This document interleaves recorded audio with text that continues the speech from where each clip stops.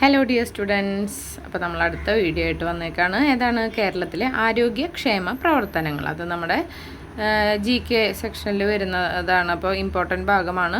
പല question പേപ്പേഴ്സിലും ചോദിക്കാറുള്ള questions ആണ് അല്ലേ. അപ്പോൾ അതന്നെ സ്റ്റേറ്റ്മെൻ്റ് ആയിട്ടും തിരിച്ചു മറിച്ചൊക്കെ വരും. അപ്പോൾ അത് നല്ല രീതിയിൽ നമുക്ക് പഠിക്കണം. പോയിൻറ്റ്സ് ആയിട്ട് നിങ്ങൾ എഴുതി എല്ലായിടത്തും ഒട്ടിച്ച് വെച്ചേക്കുക.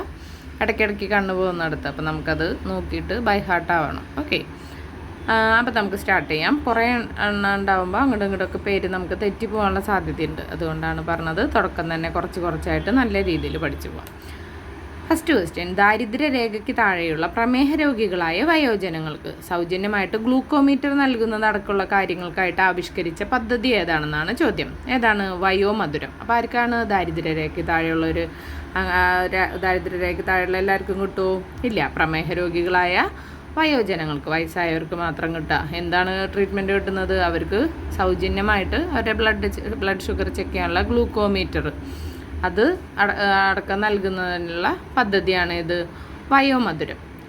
അടുത്തത്: പല്ലുകൾ കൊഴിഞ്ഞു പോയ മുതിർന്ന പൗരന്മാർക്ക് കൃത്രിമമായിട്ട് പല്ലുകൾ ഫ്രീ ആയിട്ട് വെച്ച് പിടിപ്പിക്കാനായിട്ട് സാമൂഹിക നീതി വകുപ്പ് ആവിഷ്കരിച്ച പദ്ധതിയാണ് ഇത് മന്ദഹാസം.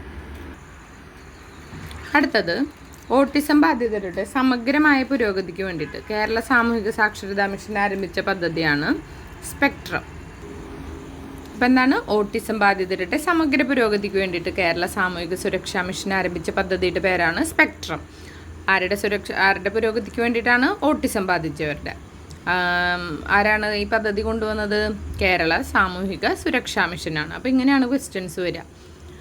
എന്ത് ഡയറക്റ്റായിട്ടാവില്ല ചിലപ്പോൾ ചോദിക്കുക. ഓട്ടിസം ബാധിച്ചവരുടെ സമഗ്ര പുരോഗതിക്കായിട്ട് സ്പെക്ട്രം പദ്ധതി കൊണ്ടുവന്നത് ആരാണ്? അപ്പോൾ ഓപ്ഷൻസ് തരും ചിലപ്പോൾ. എന്ത്? കേരള സാമൂഹിക സുരക്ഷാ മിഷൻ, അല്ലെങ്കിൽ ഓപ്ഷൻ ബി ആരോഗ്യവകുപ്പ്, ഓപ്ഷൻ സി കേരള സർക്കാർ. അങ്ങനെ അവർ ഓപ്ഷൻസ് നമുക്ക് മാറ്റിത്തരും. ഓപ്ഷൻ ഡി സാമൂഹിക നീതി വകുപ്പ് എന്നൊക്കെ തരും. അപ്പോൾ അതിൽ നിന്ന് കറക്റ്റ് ഓപ്ഷൻ നമുക്ക് എടുത്തെഴുതാനായിട്ട് പറ്റണം. അപ്പോൾ അത് നല്ല രീതിയിൽ ഡെയിലി ഒരു 3 തവണയെങ്കിലും ഇത് വായിച്ച് മനസ്സിലുറപ്പിച്ചേക്കുക. ഓക്കെ, അപ്പോൾ അടുത്തത് നോക്കാം. കുഷ്ഠരോഗം വ്യാപിക്കുന്നത് തടയാനായിട്ട് ആരോഗ്യവകുപ്പ് കുഷ്ഠരോഗ നിർണയത്തിനായിട്ട് വീടുകളിൽ വന്നിട്ട് ഒരു സന്ദർശന പരിപാടിയുണ്ട്.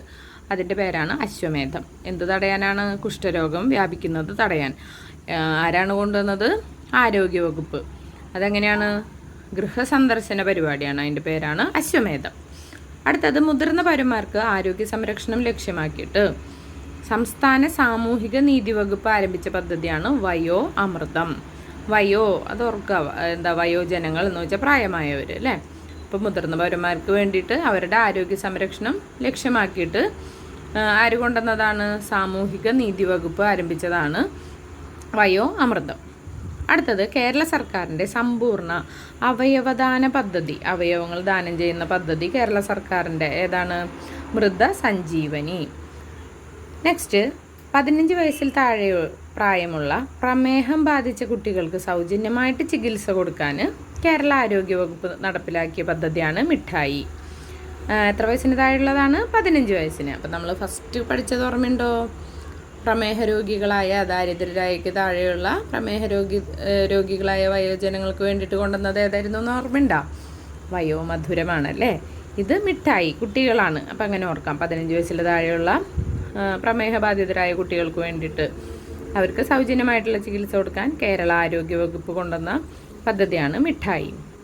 പിന്നെ കോവിഡ് ബാധിച്ച സമയത്ത് ഒരുപാട് പേര് ആത്മഹത്യയുടെ വക്കിൽ വരെ എത്തിയിരുന്നു അല്ലേ. ഒറ്റപ്പെടൽ, പിന്നെ സാമ്പത്തികമായ പരാധീനതകളെല്ലാം കാരണമായിട്ട്. അപ്പോൾ അങ്ങനെയുള്ള സാഹചര്യത്തിൽ ആത്മഹത്യകൾ വർദ്ധിച്ച സാഹചര്യത്തിൽ കേരളത്തിൽ ആരംഭിച്ച ആത്മഹത്യ പ്രതിരോധ ക്യാമ്പയിനാണ് ജീവരക്ഷ. എന്തായിരുന്നു? ജീവരക്ഷ.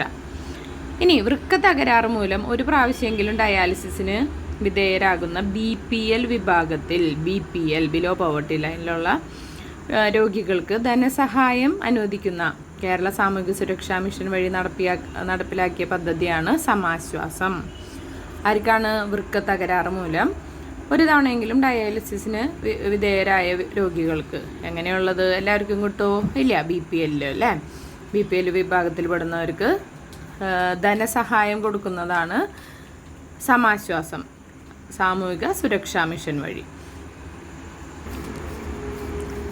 അടുത്തത് റോഡപകടങ്ങളിൽ പെടുന്നവർക്ക് വേണ്ടിയിട്ട് ആദ്യ മണിക്കൂറിൽ തന്നെ അടിയന്തരമായിട്ട് ചികിത്സ ലഭിക്കാനായിട്ട് സംസ്ഥാനമൊട്ടാകെ ആര് കൊണ്ടുവന്നതാണ്? കേരള സർക്കാർ നടപ്പിലാക്കിയ പദ്ധതിയാണ്. അത് കൊണ്ടുവന്ന സൗജന്യ ആംബുലൻസ് ശൃംഖലയാണ് കനിവ്. 108 ആണ് അതിലേക്കുള്ള ടോൾ ഫ്രീ നമ്പർ.